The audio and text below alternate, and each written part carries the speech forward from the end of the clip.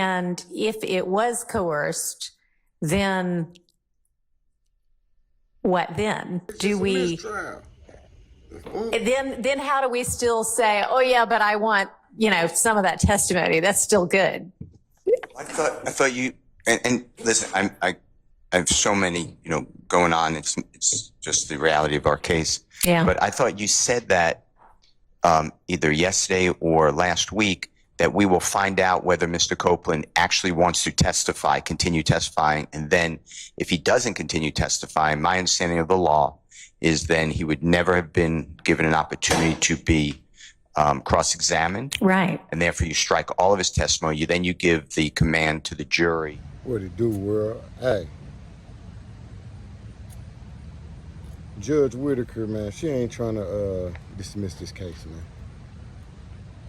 She loved the clout just like Glanville, and she loved the checks, man. Real talk, man. If she was trying to grant them a mistrial, she wouldn't have them doing all this damn work. Yes, she's going by the book. She's doing things way better than Glanville. But they got outstanding motions still pending. And you talking about, oh, I need y'all to do this just in case this happened. No, bitch, nah, ain't nobody trying to do all that. And it was misconduct in this shit. You know what I mean? It was some coercion going on in this shit. And you talking about do all this? Nah, you need to do some homework.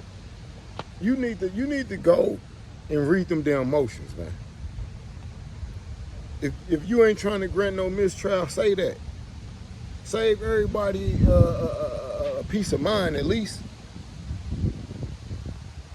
Yes, we respect that you doing everything by the book. It's way better than the other courtrooms with that other crooked ass nigga Glanville. But at the same time, if you see that this shit was wrong, why you won't give it a mistrial? Because you like the clout and the money that come along with this trial, man. Real talk. There's no way no, man. Everybody been put in their motions, man, for a mistrial, man. And you still talking about Kenneth Copeland. Hell nah, man. What you want? But it is what it is, man. Leave your comments, man. I'm out. Sure. I understand what that means. When did y'all get that? We recently asked him to plot those two, because the green store is a thing that came up recently during trial, and the other location was. Man, listen to this heifer just lie for no reason, dog. Like, what? You can't even get your story right, let alone trying to get somebody convicted. This ain't Glanville, but she got the same tactics down there. But she ain't letting you build a case, lady. Straight up.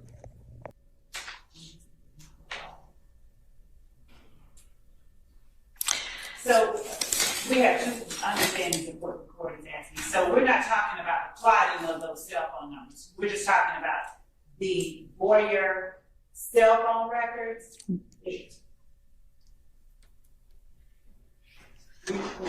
We're just talking about the cell phone records. I don't know what we're talking about. That's what I'm trying to pin down. So there was. Hang on. Yes. We were given cell phone records linked to a last name Boyer. Boyd, B-O-Y-D? B-O-Y-E-R. Boyer, okay. On Monday, yesterday. Okay. Yesterday. And so that is the late disclosure that we're speaking of. Okay. And they were charted as well. Which okay. Nobody really, I'm sorry. Do y'all care? Is the objection to the charting or? It leads me to believe that they've had them for a while if they've plotted them. All right. So the plotting of the cell site location information report done by Agent Bernie, that's of this Boyer phone number?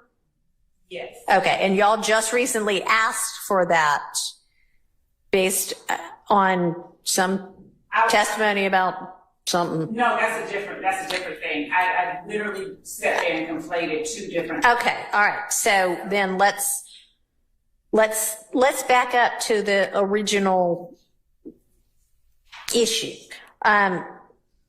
When did you find out that law enforcement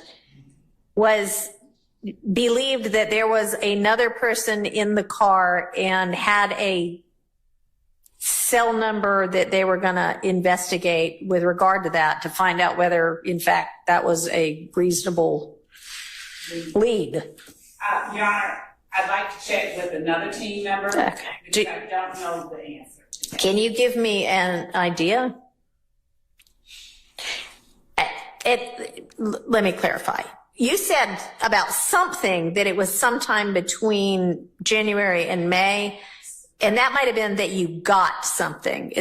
What was that about? So the conversation that I had with the team member most recently, like 2 days ago, was that I have to turn over these phone records. Right. This person was someone that they believe might have been in the car. Okay. And they got phone records, and now we know that based on the phone records, this person was in the car. Okay. So when did they ask for, we or they, not we, but y'all or they ask for the phone records because they thought that might be? I beg the court to allow me All right, find that out. And then, do you know when y'all got the cell phone records? When you said we, I thought you were talking about us. I don't know the answer at all for the Atlanta Police Department, but I can find out. Okay, so unfortunately for you, we equals, y'all equals, the state equals both the DA's office and the Atlanta Police Department. You know that. And I know sometimes there's a little lag in communication, but I need to know, was it, if they were provided to the defense on Monday, was it last week or was it 4 months ago? Okay, I can find No, out. because, okay. And what do these cell phone records reveal? That this person did appear to be also in the car? Yes. And Can I ask you a question? There's two cars. okay, do you know which car? I mean, there are two cars that obviously one, well, not obviously, at least one contains at least one shooter, right? Is there any assertion that others contain shooters as well, or just people that are involved? The state Okay. is alleging that there's a white car with my client and Mr. Garlington in Right. it, and then another car with Mr. Nichols and Mr. Farley in it. And now it sounds like they're saying that this Boyer phone, whoever owns this phone, was in one of those cars. And I'm inquiring what. Mm-hmm. To me, nigga, you ain't gonna talk shit to me, homie. You ain't gonna even act like you want to talk shit to me when you see me in your presence, nigga.